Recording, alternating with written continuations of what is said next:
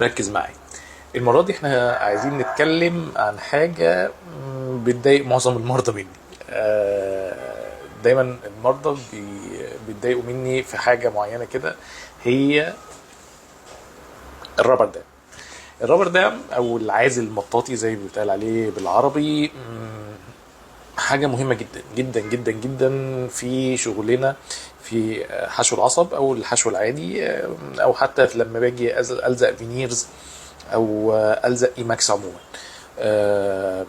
الفكره في ايه؟ الرابر دام دي اسمها الانجليزي او العربي هي عازل مطاطي. يعني ايه عازل مطاطي؟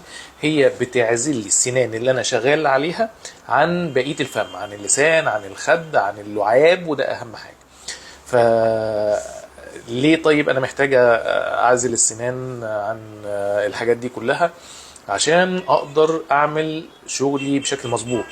الاسنان اللي بتحشي عصب انا لازم اعزل القنوات بتاعه العصب عن اللعاب، لان احنا زي ما قلنا قبل كده ان اللعاب مليان بكتيريا، فما ينفعش اللعاب يخش جوه القنوات وانا شغال. لما اجي احط حشو عادي او الزق كراونز او فينيرز اي ماكس، لازم تبقى السنان ناشفه خالص واحط عليها البوند بتاعي بشكل مظبوط، عشان تلزق بشكل مظبوط. لو دخل لعاب في النص ما بينهم اللزق ده مش هيحصل اصلا، مش هتتلزق اساسا. فبالتالي استخدام الرابر دام دي حاجه منتهيه، حاجه لازم تستخدم، لازم تتعمل. هي بتضايق فعلا والمريض بيبقى مش مبسوط منها، بس استخدامها بيضمن ان الشغل يبقى احسن ما يمكن باذن الله. انا دكتور محمد نجيب زياده، وده مركز ناس طب الاسنان. لو عندك اي اسئله او استفسارات سيبها لي في الكومنتس ونجاوب عليها باذن الله. سلام.